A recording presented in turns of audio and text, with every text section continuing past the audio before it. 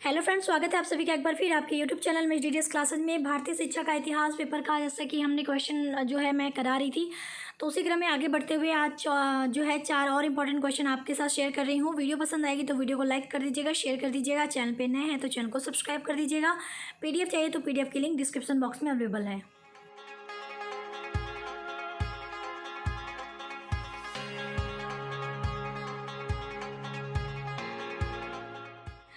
सबसे पहले मैं क्वेश्चन बता देती हूँ। पहला क्वेश्चन है समान विद्यालय व्यवस्था यानी कॉमन स्कूल सिस्टम की प्रमुख विशेषताएं। ये आपके एमजीकेवीपी के 2017 के लघु उत्तरीय प्रश्न में पूछा है। दूसरा है न्यूनतम अधिगम स्तर का संप्रत्यय। ये भी एमजीकेवीपी के 2017 के पेपर में पूछा है और इन दोनों की आप लोगों की रिक्वेस्ट आ रही थी इन दोनों क्वेश्चन के लिए। तीसरा है प्राथमिक शिक्षा की प्रमुख समस्याएं। ये एमजीकेवीपी के 2018 के पेपर में पूछा है। और चौथा है माध्यमिक शिक्षा की समस्याएं। ये एमजीकेवीपी के 2019 के पेपर में पूछा है। तो ये चारों जो है वो लघुत्तरीय प्रश्नों के अंतर्गत है। लेकिन अगर आप क्वेश्चन नंबर 4 की बात करें तो माध्यमिक शिक्षा की प्रमुख समस्याओं का विस्तार करना है। ये जो प्रश्न है ये आपके लॉन्ग यानी दीर्घ उत्तरीय प्रश्न में भी पूछा है। आप एमजीकेवीपी के 2017 के पेपर को देखेंगे तो सेम प्रश्न आपको दीर्घ उत्तरीय में भी मिलेगा। तो काफ़ी इंपॉर्टेंट क्वेश्चन है चारों के चारों ही। तो चलिए एक एक करके देख लेते हैं। पहला हम देखेंगे समान विद्यालय व्यवस्था यानी कॉमन स्कूल सिस्टम की प्रमुख विशेषताएं। तो यहाँ पे उत्तर में हेडिंग डालेंगे समान यानी कॉमन विद्यालय व्यवस्था की विशेषताएं। तो लिखेंगे कॉमन स्कूल प्रणाली या समान विद्यालय व्यवस्था की प्रमुख विशेषताएं निम्नवत हैं। पहला है यह जाति, पंथ, समुदाय, धर्म, आर्थिक प्रतिबंध या सामाजिक स्थिति के बावजूद सभी के लिए खोला जाएगा। यानी समाज में जो है आपको बहुत जाति प्रथा ये सारी चीज़ें देखने को मिलती हैं। समुदाय अलग अलग अलग अलग धर्म अलग अलग समुदाय, मतलब आर्थिक स्थिति सबकी अलग है, सामाजिक स्थिति अलग है, सारे तरह के लोग होते हैं। लेकिन जो समान विद्यालय व्यवस्था है ये सबके लिए खोला जाता है बिना किसी भेदभाव के। दूसरा है इस प्रणाली में अच्छी शिक्षा तक पहुंच धन या वर्ग पर नहीं बल्कि प्रतिभा पर निर्भर करेगी। यानी इसकी एक विशेषता यह है कि जैसे आप उच्च धर्म के हैं या निम्न धर्म के हैं, आपकी जाति क्या है, आपका वर्ग क्या है, तो इससे आपकी जो है इस मतलब इसके अंतर्गत अगर आपको एडमिशन लेना है यानी इसका समान विद्यालय व्यवस्था की बात करें तो इसमें जो है कहा गया है कि जो आपकी पहुंच है वो धन या वर्ग पे ना होके अच्छी शिक्षा तक आपकी पहुंच जो है वो आपकी प्रतिभा पर निर्भर करेगी। यानी आपकी प्रतिभा कैसी है, आप प्रतिभावान है कि नहीं, उसके अकॉर्डिंग ही आपकी जो है पहुंच इस प्रणाली के अंतर्गत हो पाती है।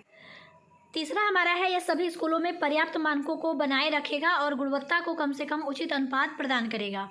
यानी एक विशेषता ये है कि ये जो सारे स्कूल होते हैं जैसे हर स्कूल का एक मानक होता है कि आपको इस मानक को पूरा करना है, तो जो पर्याप्त मानक है उसको बनाए रखने में जो है ये मदद करता है।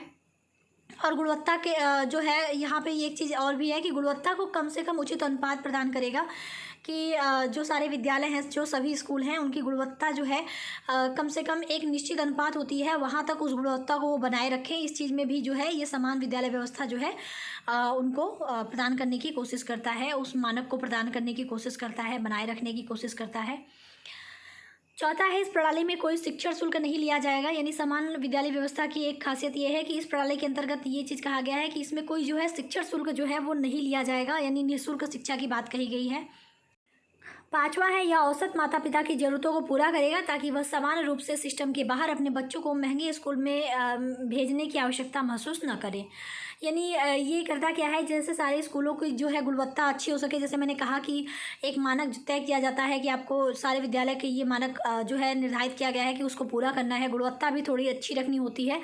तो ये करता क्या है कि जो औसत एवरेज यानी जो परिवार होते हैं उनकी जो है ज़रूरतों को ये पूरा करता है ताकि उनको ये ज़रूरत ना पड़े कि वो उनके बच्चों को जो है उनको ये महसूस ना हो कि उनके बच्चे को जो है यहाँ पे अच्छी शिक्षा, इस स्कूल में अच्छी शिक्षा व्यवस्था नहीं मिल पाएगी, इसलिए वो महंगे से महंगे स्कूल में बच्चे को अपने भेजने की कोशिश करते हैं।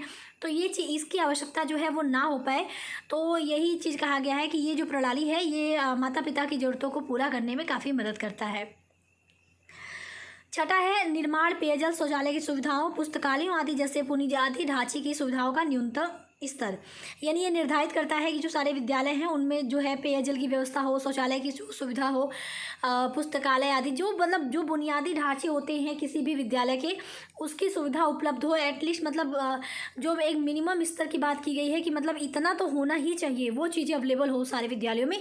इस चीज़ के लिए भी ये व्यवस्था काफ़ी महत्वपूर्ण रहती है। सातवां है अच्छी तरह से प्रशिक्षित शिक्षकों, इष्टतम छात्र शिक्षक अनुपात। स्कूल प्रबंधन के स्तर पर विकेंद्रीकरण आदि। यानी ये जो प्रणाली है, ये जो व्यवस्था है, ये विद्यालयों में जो है शिक्षक अच्छे हों और शिक्षक और छात्र का जो अनुपात है इस चीज़ का भी ध्यान रखती है। स्कूल प्रबंधन कैसा है वो यानी हर एक चीज़ को, स्कूल के सारे पहलुओं पर भी ये जो है ध्यान रखती है ये व्यवस्था। 8वां है प्रारंभिक स्तर पर निर्देश के माध्यम के रूप में मातृभाषा। यानी इस व्यवस्था के अंतर्गत ये कहा गया है जो प्राथमिक स्तर है उसमें अगर कोई भी निर्देश वगैरह दिया जा रहा है, यानी जो शिक्षा का माध्यम है वो कम से कम मातृभाषा जो हो, इस चीज़ का भी इस व्यवस्था के अंतर्गत जो है इस व्यवस्था के अंतर्गत बात कही गई है इस चीज़ के लिए भी। 9वां है प्रत्येक समुदाय में एक पड़ोस स्कूल होगा जिसमें पड़ोस के सभी बच्चों द्वारा भाग लिया जा सकता है इत्यादि। यानी इस व्यवस्था की बात मतलब इस व्यवस्था के अंतर्गत ये भी कहा गया है कि हर एक समुदाय यानी प्रत्येक समुदाय में एक पड़ोस स्कूल होगा। उस पड़ोस स्कूल की खासियत ये है कि उस समुदाय में पड़ोस में रहने वाले सभी बच्चे जो है वहाँ पे जाएं और वहाँ पे हर एक चीज़ में भाग लें। तो इस चीज़ के लिए भी ये व्यवस्था की गई है। तो ओवरऑल जो है इतनी सारी व्यवस्थाएं मैंने आपको बता दी कि कॉमन स्कूल व्यवस्था का जो है क्या विशेषता है, वो सारी मैंने यहाँ पे आपको 9 पॉइंट के अंतर्गत बताया। बाकी जितनी लैंग्वेज में आपको लिखना है, जिस हिसाब से क्वेश्चन पूछता है उसके अकॉर्डिंग आप लिख लीजिएगा। आगे बढ़े। अगला क्वेश्चन है न्यूनतम अधिगम स्तर का संप्रत्यय। तो न्यूनतम अधिगम स्तर में लिखेंगे, हेडिंग डालेंगे और आगे लिखेंगे कि न्यूनतम अधिगम स्तर 3 शब्दों से मिलकर बना है। पहला न्यूनतम, दूसरा अधिगम, तीसरा स्तर। तो न्यूनतम का मतलब क्या है देखेंगे पहले। तो न्यूनतम शब्द का अभिप्राय उस अंश से होता है जो किसी निश्चित कक्षा में छात्रों के द्वारा निश्चित समय में अर्जित किया जाता है। यानी न्यूनतम का इन्होंने ये मतलब बताया, यहाँ पे रखा गया है कि किसी एक निश्चित कक्षा में छात्रों के द्वारा जो एक निश्चित समय हो उस समय में उन्होंने कितना अर्जित किया है, इस चीज़ का जो है तात्पर्य होता है न्यूनतम का मतलब। कि न्यूनतम शब्द का अभिप्राय उसी अंश से है जो कि एक निश्चित कक्षा में छात्रों के द्वारा एक निश्चित समय में अर्जित किया गया हो, सीखा गया हो। ठीक, यानी कम से कम चीज़ जो आप एक निश्चित समय में कम से कम जो चीज़ें सीख सकते हैं एक निश्चित समय में एक निश्चित कक्षा में, वही होता है, उसका मतलब होता है न्यूनतम। दूसरा है अधिगम। अधिगम का तात्पर्य होता है सीखना। तीसरा है स्तर। तो स्तर शब्द का अभिप्राय होता है जिसमें बालक निश्चित समय में उपलब्धि प्राप्त करता है। ठीक है, तो आपको तीनों शब्दों के मतलब पता चल गए। अब हम जानेंगे तीनों को मिला के, यानी न्यूनतम अधिगम स्तर का अर्थ क्या होगा। तो आप यहाँ पे इस तरह से लिख लीजिएगा हेडिंग डाल के कि न्यूनतम अधिगम स्तर का अर्थ। तो लिखेंगे न्यूनतम अधिगम स्तर का समन्वित अर्थ यह है कि एक ऐसी प्रक्रिया है जिसमें यह निर्धारित किया जाता है कि बच्चे को किसी निश्चित स्तर पर कम से कम कितना सीखना चाहिए। यानी सिंपल सा अर्थ यही है कि ये क्या है, एक तरह की प्रक्रिया होती है और इस प्रक्रिया में यह निर्धारित किया जाता है कि बच्चे को क्या है जो से एक निश्चित स्तर पर उसे कम से कम कितना सीखना चाहिए, इस चीज़ को जो है निर्धारित किया जाता है। ये इस तरह की एक प्रक्रिया होती है। जैसे कि हमने कह दिया कि आपको LKG के स्तर तक इतनी चीज़ें सीखनी है, कम से कम इतनी चीज़ें आपको आनी चाहिए, अल्फ़ाबेट आनी चाहिए, गिनती आनी चाहिए। तो एक निर्धारित पहले से ही कर दिया जाता है कि आपको इस निश्चित स्तर तक इतना कम से कम सीख लेना, किसी बच्चे को इतना कम से कम सीख लेना चाहिए। ये जो निर्धारित करने की प्रक्रिया है यही होती है न्यूनतम अधिगम स्तर का अर्थ। ठीक, तो इसे हम लिखेंगे न्यूनतम अधिगम स्तर की आवश्यकता अधिगम की मात्रा निश्चित करने हेतु की गई है। तो ये सिंपल सी बात है कि इसकी आवश्यकता क्यों है, अधिगम की मात्रा निश्चित करने के लिए कि बच्चा कितना सीखेगा, कितनी आवश्यकता है उसे सीखने की, इस चीज़ को अधिगम की जो मात्रा है उसे निश्चित करने हेतु जो है हमको इसकी आवश्यकता पड़ती है। अब इसकी आवश्यकता क्या है, तो लिखेंगे न्यूनतम अधिगम स्तर की आवश्यकता, हेडिंग डाल के लिखेंगे कि न्यूनतम अधिगम स्तर की आवश्यकता निम्नलिखित कारणों से हुई है जो इस प्रकार है। ये कौन कौन से ऐसे कारण हैं जो कि बताते हैं कि हमें न्यूनतम अधिगम स्तर की आवश्यकता है। पहला है अपव्यय एवं अवरोधन, दूसरा छात्रों के स्तर में अंतर, तीसरा शिक्षा का गिरता हुआ स्तर। यानी ये 3 कारण ऐसे हैं जो कि हमें ये महसूस करा देते हैं कि न्यूनतम अधिगम स्तर की हमें आवश्यकता पड़ती है। आवश्यकता क्या है वो हमने बता दिया कि अधिगम की मात्रा निश्चित करने हेतु। आगे लिखेंगे न्यूनतम अधिगम स्तर लागू करते समय ध्यान देने योग्य बातें। अगर हमने जैसे कहा कि अब हमें जो है न्यूनतम अधिगम स्तर लागू करना है तो हमें उस टाइम कौन कौन सी बात जो है वो ध्यान देनी होगी। तो लिखेंगे कि न्यूनतम अधिगम स्तर लागू करते समय निम्नलिखित बातों का ध्यान रखना चाहिए। पहला, छात्रों की कक्षा स्तर, दूसरा छात्रों की आयु, तीसरा छात्रों के मानसिक विकास के अनुरूप, चौथा छात्रों का मनोवैज्ञानिक स्तर, पांचवा छात्रों की भौगोलिक परिस्थितियाँ। यानी कि हमने ये कह दिया कि चलो हमने जो है स्तर निर्धारित कर दिया कि आपको इतना करना है, लेकिन उस टाइम हमें ये देखना पड़ेगा ना कि बच्चा किस कक्षा स्तर का है, उसकी आयु क्या है, मतलब जिस आयु का होगा उसी हिसाब से हम रखेंगे ना कि अधिकतम इतनी मात्रा उसे सीखनी है कम से कम। तो आयु की बात हो गई। वो उसका मानसिक विकास कैसा है वो देखना पड़ेगा, मनोवैज्ञानिक स्तर कैसा है उसका वो देखना पड़ेगा, और आसपास की जो भौगोलिक स्थितियां हैं उसके अकॉर्डिंग बच्चा कितना सीख पाएगा। ये सारी चीज़ें हैं, देख के ही जो है इस न्यूनतम अधिगम स्तर को हमें लागू करना चाहिए। तो ये सारी चीज़ों को हमें ध्यान देना चाहिए। तो यही चीज़ यहाँ पर बताया गया है, और न्यूनतम अधिगम स्तर में और कुछ नहीं है, इतना इनफ है। तो चलिए अब आप बढ़ते हैं अपने नेक्स्ट क्वेश्चन की तरफ। अगला है प्राथमिक शिक्षा की प्रमुख समस्याएं। तो हेडिंग डालेंगे प्राथमिक शिक्षा की समस्याएं, लिखेंगे प्राथमिक शिक्षा की प्रमुख समस्याएं निम्नलिखित हैं। पहला, अपर्याप्त इनपुट। तो भारतीय स्कूलों की सबसे बड़ी चुनौती अपर्याप्त इनपुट की है। अधिकांश राज्यों में गुणवत्ता वाले शिक्षकों की कमी है। कम योग्य शिक्षक शिक्षण के स्तर को प्रभावित करता है। शिक्षकों की मांग अधिक है और आपूर्ति कम। इसके अलावा आज भी कई स्कूलों में बुनियादी सुविधाओं की कमी की समस्या भी देखने को मिलती है। अतः स्पष्ट है कि अपर्याप्त इनपुट प्राथमिक शिक्षा की समस्याओं में प्रमुख समस्या है। अपर्याप्त इनपुट का मतलब कि जो बेसिक चीज़ें होती हैं किसी भी स्कूल के लिए वही नहीं मिल पा रही हैं, मतलब वही अपर्याप्त है, मतलब वो पूरी तरह से हमको जो है मतलब वो पूरी ही नहीं हो पा रही स्कूलों में। जैसे शिक्षक हो गया, शिक्षकों की कमी है, यानी अच्छे शिक्षकों की कमी है विद्यालयों में। बच्चे अधिक हैं लेकिन जो शिक्षक है वो बहुत कम है, उनकी संख्या कम है। और जो बुनियादी चीज़ें होती हैं जैसे आपके शौचालय वगैरह, पुस्तकालय, किताबें, मतलब ये सारी चीज़ें जो बेसिक चीज़ें होती हैं, कक्षा अच्छी होनी चाहिए, ये सारी जो चीज़ें हैं ये भी जो है बुनियादी चीज़ें जो है उसकी भी कमी हमें स्कूलों में देखने को मिलती है, भारतीय स्कूलों में, प्राथमिक शिक्षा के स्कूलों में। तो अपर्याप्त इनपुट जो है वो प्रथम समस्या यहाँ पे उभर के आती है सबसे पहले कि जो है प्राथमिक शिक्षा की प्रमुख समस्याओं में अपर्याप्त इनपुट की वजह से हमें काफ़ी सारी समस्याओं को झेलना पड़ता है। तो ये हमारा हो गया पहला समस्या। आई होप कि इसमें आपको कोई दिक्कत नहीं होगी, समझ में आ गया होगा। दूसरा है उच्च लागत, यानी उच्च शिक्षा लागत, यानी शिक्षा की जो है लागत है वो अधिक है। तो ये भी एक समस्या है, किस तरह देख लेते हैं। तो लिखेंगे उच्च शिक्षा लागत भी प्राथमिक शिक्षा की प्रमुख समस्याओं में से एक है, क्योंकि आज भी कुछ अभिभावक स्कूल शिक्षा शुल्क वहन नहीं कर सकते, भले ही वे दूरस्थ क्षेत्र में रह रहे हों या शहर में रह रहे हों। आज भी बहुत से भारतीय गरीब रेखा के नीचे रह रहे हैं। यानी जो शिक्षा की लागत है वो जो है हम वैसे बहुत ज़्यादा है नहीं है वो तो अलग बात है, लेकिन आज भी कुछ ऐसे परिवार हैं जो कि उस चीज़ को उन्हीं स्कूली जो शिक्षा है उसका जो लागत है उसको वहन ही नहीं कर पा रहे हैं, शुल्क जो है वो मतलब वो दे ही नहीं पा रहे हैं। जो बेसिक चीज़ें होती हैं पढ़ाई से रिलेटेड, स्कूल से रिलेटेड, उसकी नीड जो है, उसकी आवश्यकता जो है बच्चों की वो पूरी नहीं कर पा रहे हैं ऐसे पेरेंट्स, चाहे वो कहीं भी रह रहे हों। शहर में भी गरीब जो जनसंख्या रह रही है, भारतीय गरीब लोग रह रहे हैं। इसके अलावा बहुत लोग ऐसे हैं जो कि विद्यालय से बहुत दूर क्षेत्र में रह रहे हैं। तो बहुत सारी चीज़ें ऐसी हैं जो कि जिसकी वजह से कि वो अपनी गरीबी की वजह से जो है वो शुल्क जो है नहीं दे पाते स्कूलों का, या फिर जो खर्चे होते हैं पढ़ाई से रिलेटेड वो नहीं कर पा रहे हैं। तो शिक्षा की जो अधिक लागत है इसकी वजह से भी जो है प्राथमिक शिक्षा में काफ़ी सारी समस्याएं हमें देखने को मिलती हैं। प्राथमिक शिक्षा क्योंकि प्रभावित होगी, बच्चे जब पढ़ेंगे ही नहीं तो सिंपल सी बात है समस्या हमें देखने को मिलेगी ही। तो एक ये भी हो गया हमारा समस्या प्राथमिक शिक्षा की। तीसरा बात कर लेते हैं प्राथमिक विद्यालयों की संरचना। तो ग्रामीण क्षेत्रों में प्राथमिक विद्यालयों का बुनियादी ढांचा दयनीय स्थिति में है, कहीं छत लीक हो रही तो कहीं शौचालय की अच्छी सुविधा नहीं है इत्यादि जैसे कई और समस्याएं देखने को मिलती हैं। अतः स्पष्ट है कि प्राथमिक विद्यालयों की दयनीय संरचना भी प्राथमिक शिक्षा की मुख्य समस्याओं में से एक है। यानी आपने देखा होगा जो प्राथमिक शिक्षा के स्कूल हैं वहाँ पे प्रॉब्लम ये है कि उनकी जो स्थिति है वो काफ़ी मतलब अच्छी नहीं कही जा सकती। कहीं पर ऐसा है कि बारिश का मौसम होता है तो पानी वगैरह लीक हो रहे हैं, कमरों में पानी गिर रहा है। इसके अलावा शौचालय देखेंगे तो बस शौचालय जो है कहीं पर तो अवेलेबल ही नहीं है, कहीं पर अवेलेबल है तो उसकी जो है सुरक्षा नहीं हो पा रही है, उसमें कूड़े मतलब कचरे भरे हुए हैं, उसका यूज ही नहीं हो पाता है। तो जो ये सारी जो सुविधाएं हैं प्राथमिक विद्यालयों की संरचना के अंतर्गत कि उसकी संरचना अच्छी नहीं है, शौचालय की सुविधा अच्छी नहीं है, तो ये जो बेसिक चीज़ें हैं इसकी वजह से भी प्राथमिक शिक्षा जो है वो काफ़ी प्रभावित होती है। तो ये भी प्राथमिक शिक्षा की प्रमुख समस्याओं में से एक है। यहाँ पे अगला है शिक्षा की गुणवत्ता। तो पूरे भारत में प्राथमिक शिक्षा की गुणवत्ता कायम नहीं है। प्राथमिक शिक्षा में अनुशासन, समय की पाबंदी और प्रेरणा की कमी है।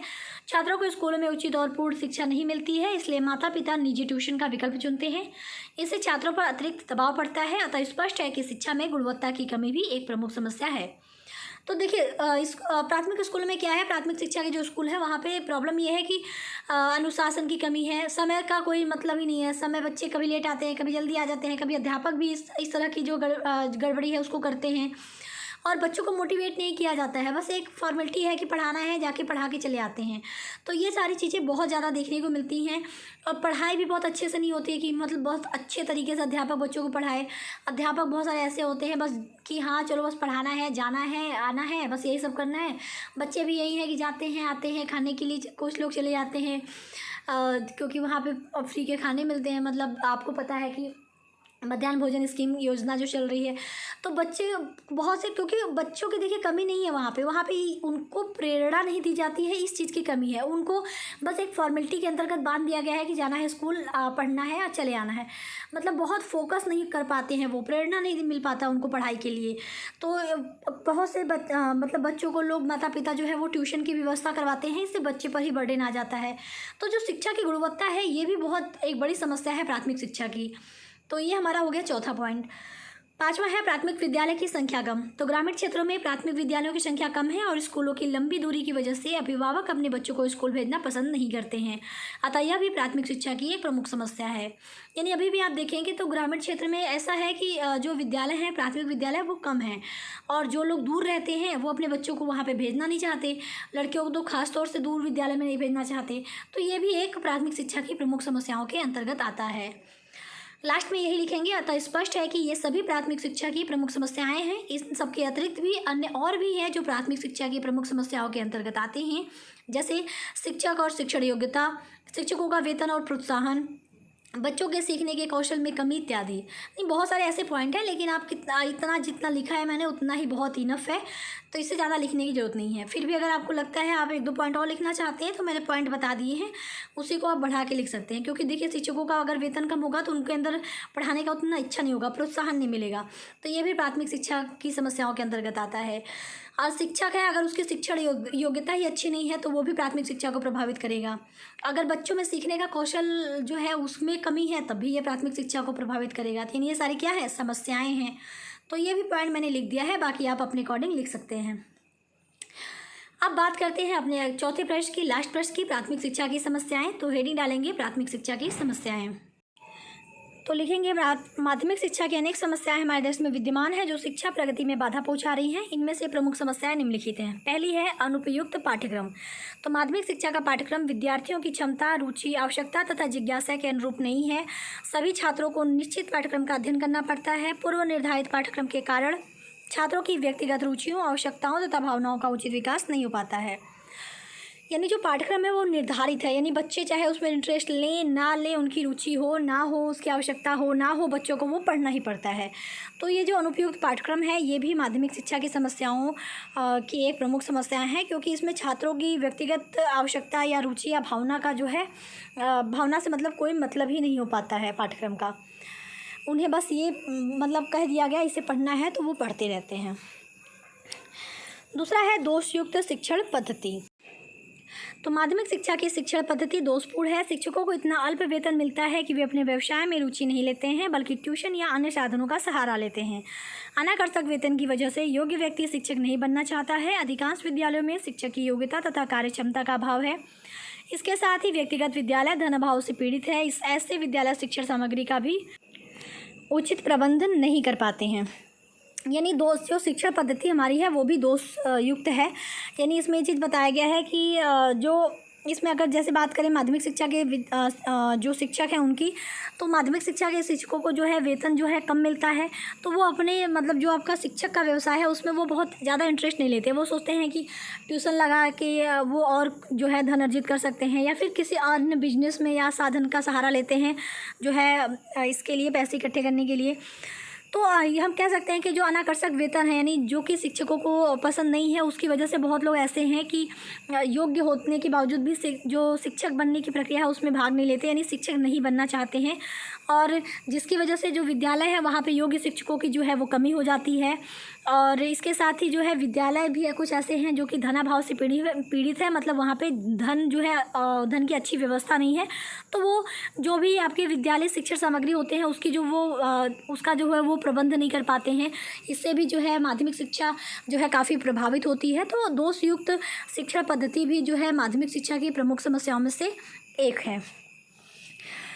तीसरा है दोषपूर्ण परीक्षा प्रणाली। तो माध्यमिक शिक्षा की परीक्षा प्रणाली दोषपूर्ण है। परीक्षा से पूर्व विद्यार्थियों विषयों की रटाई करते हैं और कुछ महत्वपूर्ण प्रश्नों की ही तैयारी करते हैं जो परीक्षा की दृष्टि से महत्वपूर्ण होता है। ऐसे परीक्षा प्रणाली के कारण छात्र विषय का गहन रूप से अध्ययन करने और समझने का प्रयत्न नहीं करता है। फलस्वरूप उत्तीर्ण होने पर भी उसे विषय का ज्ञान नहीं हो पाता है। यानी अगर आप देखें तो जो परीक्षा प्रणाली है वो कुछ इस तरह की है कि बच्चे जो है केवल पास होने के लिए पढ़ रहे हैं। वो सेलेक्ट कर लेते हैं कि कुछ ऐसे प्रश्न जो है जो परीक्षा के पर्पज़ से इम्पॉर्टेंट होते हैं, तो वो क्या करते हैं केवल उन्हीं क्वेश्चन को जो है वो पढ़ लेते हैं और पास भी हो जाते हैं। लेकिन पास होने का फ़ायदा ही नहीं होता, क्योंकि पास होने पर भी उन्हें जो है उस विषय का ज्ञान अच्छे से नहीं होता है। वो केवल रटाई करते हैं, रट के जाते हैं और कुछ निश्चित प्रश्नों के पढ़ के, मतलब कुछ निश्चित प्रश्नों को जो है याद करके वही जाके पेपर में देख लेते हैं, इंपॉर्टेंट है तो उसको लिख के वो पास हो जाते हैं। तो उससे विषय का ज्ञान नहीं होता है, केवल वो परीक्षा पास कर लेते हैं। तो ये जो दोषपूर्ण परीक्षा प्रणाली हमारी है, ये भी माध्यमिक शिक्षा की समस्याओं में प्रमुख है। चौथा हमारा है अनुशासनहीनता की समस्या। तो माध्यमिक स्तर पर अनुशासनहीनता का व्यापक प्रसार हुआ है। अनुशासनहीनता छात्रों में देखने को मिलता है, परंतु अनुशासनहीनता के लिए सिर्फ छात्र ही नहीं वरन समुचित शिक्षा पद्धति, परीक्षा प्रणाली, दो उद्देश्यहीन शिक्षा प्रबंधों द्वारा धन का दुरुपयोग आदि अनेक बातें उत्तरदायी हैं। यानी माध्यमिक शिक्षा में देखा जाए तो उसकी एक समस्या ये है कि अनुशासनहीनता जो है वो काफ़ी देखने को मिलती है। बच्चे जो है काफ़ी अनुशासित हो गए हैं। इसके पीछे ऐसा नहीं कि बच्चे ही केवल जिम्मेदार हैं, उसके लिए जो संपूर्ण शिक्षा प्रणाली ही जिम्मेदार है, क्योंकि परीक्षाएं कुछ इस तरह से हो गई हैं और शिक्षा प्रणाली कुछ इस तरह से हो गई है कि बच्चे जो है बच्चों के ऊपर उसका निगेटिव प्रभाव देखने को मिलता है, जिसकी वजह से उनमें अनुशासनहीनता की भावना देखने को मिलती है। बहुत सारे रीजन है जो बच्चों में अनुशासनहीनता को बढ़ावा देते हैं। तो ये भी माध्यमिक शिक्षा की प्रमुख समस्याओं में से एक है। पांचवा है सामुदायिक जीवन का अभाव। तो हमारे देश के विद्यालयों में संगठित सामुदायिक जीवन का नितांत अभाव है। हमारे स्कूल में शारीरिक व्यायाम, खेलकूद, वाद विवाद तथा अन्य मनोरंजन से संबंधित क्रियाओं की धनाभाव के कारण समुचित आयोजन सफलतापूर्वक नहीं हो पाता है, जिससे छात्र एक दूसरे के संपर्क में नहीं आ पाते हैं। विद्यालय सामुदायिक जीवन व्यतीत करने की शिक्षा भी नहीं प्रदान करते हैं, और जिससे कुशल एवं कर्तव्य की अनुभूति करने वाले नागरिकों का अभाव होता जाता है। यानी ये चीज़ बताया गया है कि माध्यमिक शिक्षा की समस्या ये भी है कि शिक्षा प्रणाली हमारी कुछ ऐसी है, क्योंकि हम अपनी शिक्षा प्रणाली में केवल पढ़ाई को फोकस करते हैं, जो एक्स्ट्रा बच्चों के अंदर क्वालिटी होती है उसको निखारने की कोशिश नहीं करते क्योंकि जैसे खेल कूद हुआ, व्यायाम हुआ या फिर कोई आयोजन हुआ, अगर हम ये सब करते हैं तो बच्चों के अंदर जो है वो हमें देखने को मिलता है कि बच्चे जो है वो एक दूसरे से जुड़ते हैं, तो उनमें सामुदायिक जो है भावना बढ़ती है। एक दूसरे के साथ वो जो है एक अच्छे नागरिक के तौर पे वो अगर एक दूसरे से मिलते हैं तो एक अच्छे नागरिक के तौर पे निखर के उनका जो व्यक्तित्व है वो निखर के आता है। तो ये चीज़ नहीं हो पाता है हमारे माध्यमिक शिक्षा के स्कूलों के अंतर्गत। तो सामुदायिक जीवन का जो है वो अभाव होता है हमारे माध्यमिक शिक्षा के अंतर्गत। तो ये भी क्या है, एक समस्या है माध्यमिक शिक्षा की। तो यहाँ पे मैंने आपको 5 समस्याएं बता दी। चलिए आगे बढ़ लेते हैं। तो अगली समस्या है अपव्यय एवं अवरोधन। तो माध्यमिक स्तर की शिक्षा तक बहुत से विद्यार्थी फेल हो जाते हैं, एक ही कक्षा में कई वर्ष लगा देते हैं तथा बहुत से विद्यार्थी बिना माध्यमिक शिक्षा पूरी किए ही पढ़ाई छोड़ देते हैं। इस प्रकार माध्यमिक शिक्षा में अपव्यय एवं अवरोधन से देश को महान क्षति हो रही है। देखिए अपव्यय क्या होता है, अवरोधन क्या होता है, वो आप मेरी वीडियो देखेंगे तो आपको पता चल जाएगा, क्योंकि मैंने डाला हुआ है अपव्यय और अवरोधन क्या होता है। तो देखिए कुछ होता क्या है कि इन दोनों की वजह से या तो विद्यार्थी कई वर्ष लगा देते हैं किसी एक ही कक्षा में, जैसे बार बार फेल हो जाते हैं, उसको पास करने में कई वर्ष लगा देते हैं, और कुछ लोग जो है पढ़ाई बीच में ही छोड़ देते हैं। नहीं, ये जो अपव्यय और अवरोधन है इसकी वजह से भी माध्यमिक शिक्षा को काफ़ी नुकसान होता है। तो हमारा एक पॉइंट हो गया अपव्यय एवं अवरोधन, जो कि माध्यमिक शिक्षा को बहुत नुकसान हो गया। तो अपव्यय और अवरोधन भी क्या है, माध्यमिक शिक्षा की एक समस्या है। सातवां है वांछित उद्देश्यों की प्राप्ति में बाधा। तो माध्यमिक शिक्षा की सबसे बड़ी समस्या है कि अभी तक वांछित उद्देश्यों की प्राप्ति नहीं की जा सकी। परतंत्र भारत में जो शिक्षा के उद्देश्य थे वही आज भी बने हुए हैं। जैसे किसी उच्च शिक्षा के विद्यालय में प्रवेश पाना अथवा नौकरी पाना, प्राप्त करना इत्यादि। प्रत्येक छात्र इन वांछित उद्देश्यों की प्राप्ति में लगा रहता है तथा पुस्तकों का अध्ययन करके अपने समय और सुख दोनों को नष्ट करता है। बेचारे अभिभावक विभिन्नताओं का सामना करके छात्र पर धन व्यय करते हैं, किंतु जब छात्रों को वांछित उद्देश्यों की प्राप्ति में सफलता प्राप्त नहीं हो पाती है तो उन्हें घोर निराशा होती है। यानी जो वांछित उद्देश्य है शिक्षा का, माध्यमिक शिक्षा का, वो अभी तक हम जो है वो उसमें कोई नवीनता नहीं है। जो हम एक परतंत्र भारत की बात करें तो परतंत्र भारत में जो उद्देश्य था वही आज भी घिसा पिटा उद्देश्य जो है वो चला आ रहा है। जैसे एक चीज़ यहाँ पे और कही गई है, जैसे विद्यार्थी जो है वो माध्यमिक शिक्षा इसलिए प्राप्त करता है कि वो आगे जाके उच्च शिक्षा प्राप्त कर सके, नौकरी प्राप्त कर सके।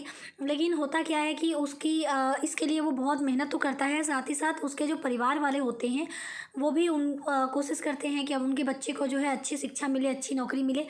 तो उसमें भी वो लोग भी काफ़ी जो है समस्याएं झेल के उस बच्चों के लिए आगे प्रयत्न करने की कोशिश करते हैं, उनके अच्छे भविष्य के प्रयत्न की कोशिश करते हैं।